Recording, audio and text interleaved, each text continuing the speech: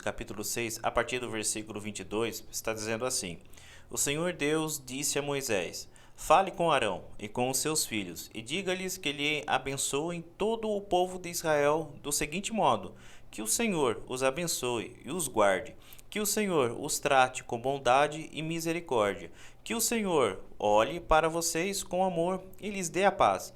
E Deus disse: Assim Arão e os seus filhos pedirão as minhas bênçãos para o povo de Israel, e eu os abençoarei. Bom, prazer. Meu nome é Evandro Soares. Você está aqui nessa página, ao qual incentivo vocês a sempre a vencer, e é claro que sempre usarei o método bíblico, e que esse tipo de promessa, né, que consiga sim, né, não simplesmente uma breve citação, mas uma prática mediante a família, mediante a casa, mediante os descendentes, que a bênção de Deus esteja com os filhos e com os filhos de seus filhos, e que possamos estar envolvidos nesse tipo de promessa. Essa promessa, ela chega até Cristo, e Cristo, através da igreja, ele faz uma extensão, né, dessa promessa, e que possamos estar envolvidos, né, diante de tanto tipo de calamidade, tanto tipo de desvalorização da família, né? Infelizmente, traições estão se tornando cada vez mais normais, tipos de brigas, tipos de violências, infelizmente, estão pertencendo à rotina de bastante famílias. Que a bênção do Senhor continue sim, né? Não simplesmente acompanhando, mas fazendo parte da rotina. E é claro, né, o desprezo a qualquer tipo de violência, qualquer tipo de calamidade, provocando desonras, sejam banidos sim, sejam desprezados sim. Por fim, que a bênção, assim como registrado aqui em número 6, esteja, né, não somente com os filhos dos seus filhos, mas também acompanhando a família, a casa, o lar, e também, por que não dizer, os projetos e os planos. Permita-me aqui, pelo menos, citar alguns tipos de pontos, pelo menos do campo de Israel. Josué, ele está praticamente em uma terra prometida, né? Ele atravessa o Rio Jordão. Moisés, ele viu, né, não meio que de longe, mas ele viu a terra prometida, mas nesse episódio, nesse exato momento da história, ele não entra na terra prometida. E Josué, com os seus homens, até com exércitos e também homens treinados, né, e também os familiares ali, acabam chegando na terra prometida, que fazia muito tempo que eles estavam em busca disso. Enfim, eles pisam na terra prometida, batalham, guerreiam e simplesmente não conquistam por inteiro. Eles preferem fazer alianças não com os invasores que já estão ali, mas com os circunvizinhos, se tornando inimigos e também fazendo parte da rotina de celebração e religiosidade do próprio povo de Israel.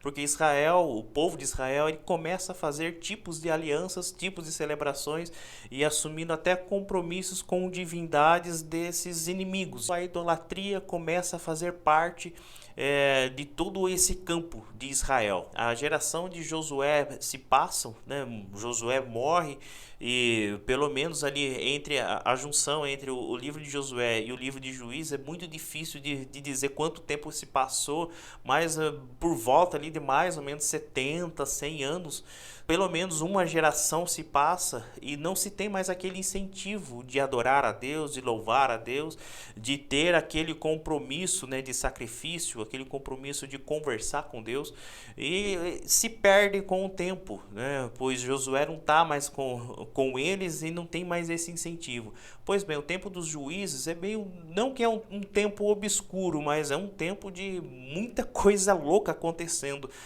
nesse livro. Lembrando que juiz, quando se fala esse nome, você lembra mais tribunal, você lembra mais a pessoa batendo um martelo, jurisdição ou algo desse tipo. Não cabe aqui no livro de Juízes. O juiz, né, aqui descrito, ele é mais para tomada de decisão, né? Por exemplo, se aparecia alguma situação ao qual essa colheita apareceu aqui no meu terreno, mas esse terreno não é meu, mas fui eu que plantei, o que eu faço? Levava-se essas posições para o juiz, e o juiz dava a decisão: olha, vocês dividam entre vocês, dividam simplesmente com as suas famílias, quem está precisando mais, enfim. O juiz, né, o tão aclamado, a palavra shofetim, ele é para isso, né? Não é para julgar, ele é simplesmente para dar a direção do povo. É praticamente quase, né? Não é o mesmo, mas é quase o papel papel do rei. Houve um tempo, pelo menos, nesse campo de Israel, os midianitas judiavam bastante, né, do povo de Israel. Faziam invasões das colheitas, das plantações. Esses midianitas eram considerados o povo do deserto. Pelo menos 7 anos de perseguição ali com esse povo de Israel. Então os midianitas matavam os melhores animais ou roubavam esses animais, não para fazer sacrifício, mas pelo menos para comer mesmo. E também os frutos das plantações e os frutos de trabalho, esses midianitas roubavam do povo de Israel, e avassalando mesmo, e prejudicando mesmo, perseguindo mesmo, né, a ponto de até ter morte ou até tipos de violências mesmo. E pessoas do povo de Israel nesse tempo até trabalhavam um pouquinho escondido, né? Porque se os midianitas descobrissem, ou era roubado ou simplesmente até matava essa pessoa para conseguir esse fruto desse trabalho. Bom, parece que Gideão se encontra nesse quadro, né? Se é que ele estava fazendo algum tipo de trabalho, escondido ou não, mas ele é encontrado na caverna, onde era para trabalhar com uvas, né? Ele está trabalhando com trigo, se cabe bem esse contexto, então faz sentido o medo que eles tinham a respeito dos midianitas.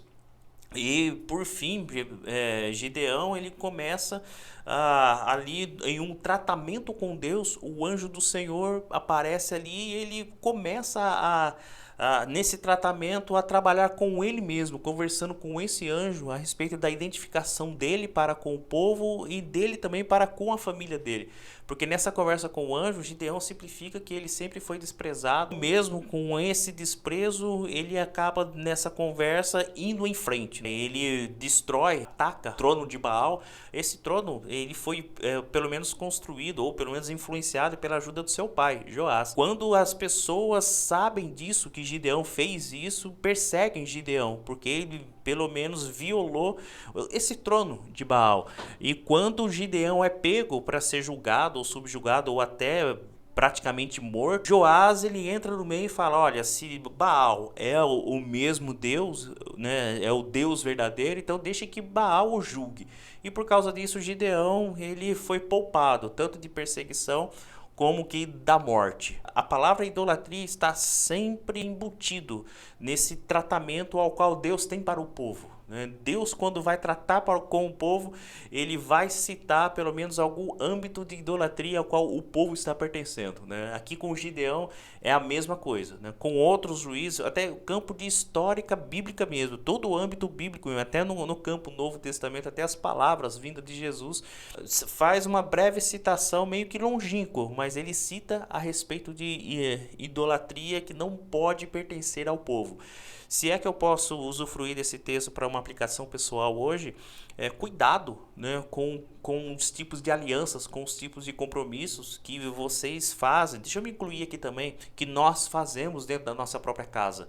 Nós assistimos alguns filmes, nós assistimos desenhos animados, nós assistimos animações, nós assistimos vídeos da internet, postagens de algumas redes sociais, e sem nós querendo imaginar, estamos cuidando de alianças dentro de casa, estamos concordando com isso. Então Gideão ele destrói esse trono, ele é poupado, podendo perceber que Deus está com ele mesmo.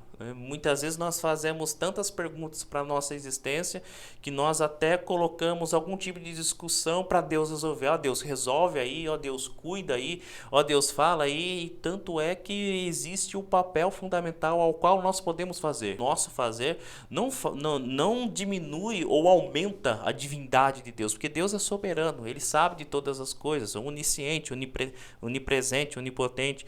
Mas existem papéis fundamentais ao qual nós podemos assumir em fazer. Deus ele poderia eliminar os midianitas, mas apresentou o que era para Gideão fazer. Se vem pelo menos 32 mil homens, muitos homens, eu não sei se for pela empolgação ou pelo menos pelo incentivo de se sair desse tipo de perseguição, todo mundo queria ir contra os midianitas, colocou uma motivação em Gideão: olha, nós temos homens suficientes, nós temos muitos homens, então nós vamos contra os midianitas. Cara, cabe aqui, não sei se o contexto simboliza aí o orgulho de Gideão. Deus fala para Gideão que para as pessoas ao qual tiverem medo voltarem para suas famílias. E quando o Gideão faz isso, fica de pelo menos 32 mil, fica pelo menos 10 mil homens. Deus, nesse tratamento, não, ainda são homens demais. Os homens vão para o lago, a maneira ao qual eles bebem água através do lago, ele fala para Gideão, olha, aquelas pessoas que estão tomando água, né, levando com a mão do lago até a boca e atento ao que está acontecendo, essas pessoas elas estão preparadas para ir para a batalha. E pelo menos 300 homens fazem isso e Gideão faz essa seleção desses 300 homens. Essas pessoas, quando beberam água, eles beberam água não simplesmente igual desatentos, né, mas simplesmente olhando, né, se está à volta alguma coisa, estava acontecendo alguma coisa, ou se tinha pelo menos alguns traços dos inimigos, que nós possamos estar atentos todos os dias, né? Ficar atento com o que é divulgado para nós, ficar atento se não tem algo manipulando a nós, ficar atento com o tipo de religiosidade ao qual nós estamos nos adaptando, se isso vem de Deus mesmo, se o que você está fazendo é de Deus, se os seus planos que você está traçando no papel junto com a sua família, ou para sua casa, ou com os seus deveres de cotidiano, se é de Deus mesmo. Então ficar atento, né, com o que está acontecendo, analisar os fatos, perguntar para muitas pessoas, questionar a respeito de tal assunto, pelo menos do qual você está focado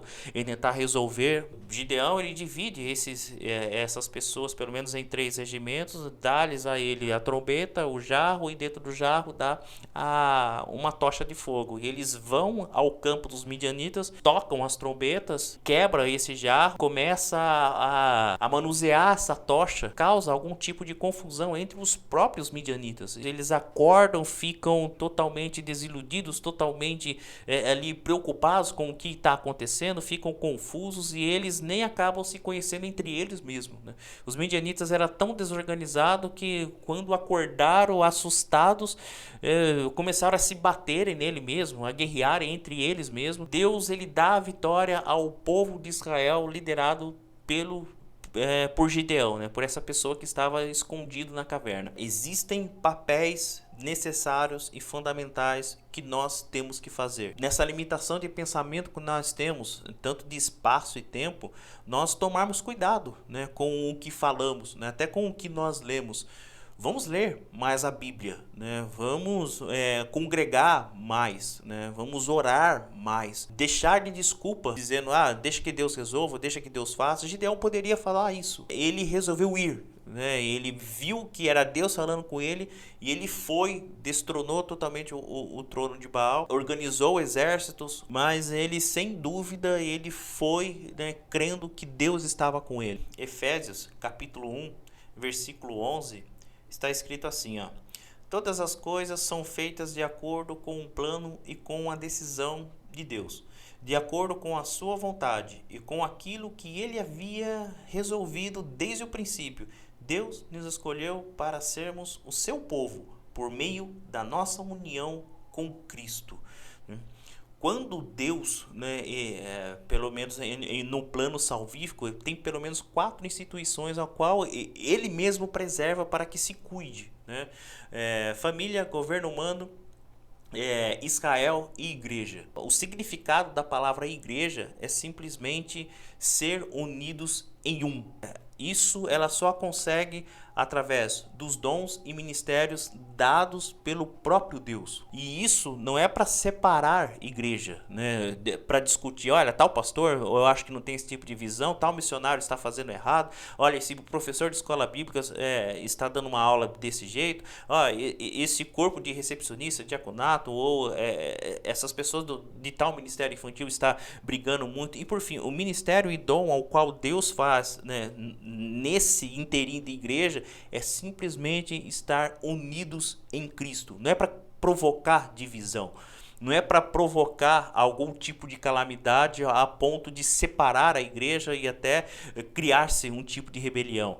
Ele nos libertou do poder da escuridão e nos trouxe em segurança para o reino do seu Filho amado. É Ele quem nos liberta e é por meio dele que os nossos pecados são perdoados.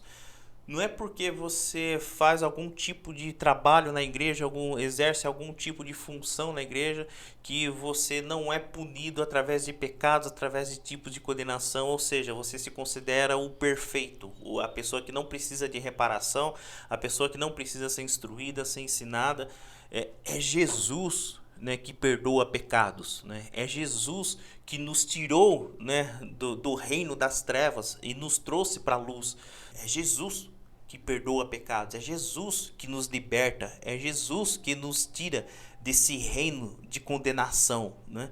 Então o ministério, a obra, quem faz, né, é Deus, né? Quem dá é Deus, ministérios é Deus, dons é Deus, pregação é Deus, trabalhos missionários é Deus quem faz. Até, segundo pelo menos a citação de Ezequiel 36, é Ele que troca o coração, é Ele que transforma a vida, é Ele que transforma, pelo menos, não o exterior da pessoa, mas pelo menos o interior, a maneira de pensar, as emoções, os sentimentos. É Ele, é Deus quem faz.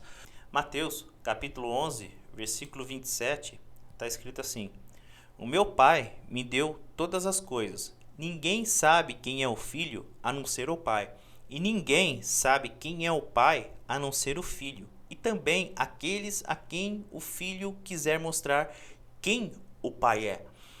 Não tem como, né, nessa discussão, né, de linhas de raciocínio, não tem como se achegar a Deus se não for através de Cristo. E não tem como se achegar ao Filho se não é Deus que está guiando o homem, né, a pessoa até Ele, até Cristo. É Deus quem faz a obra. E toda a revelação de Deus, toda a revelação, tudo a respeito de santidade, a respeito de justiça, a respeito de até divindade, ela está em Cristo. Entrega o teu caminho ao Senhor, confia nele e ele tudo fará. Bom, que vocês continuem vencendo em Cristo Jesus. Não esqueçam de me influenciar aqui a produzir conteúdos como esse. Curta esse vídeo, compartilhe nas suas redes sociais e não se esqueça de se inscrever nesse canal. Até mais e tchau!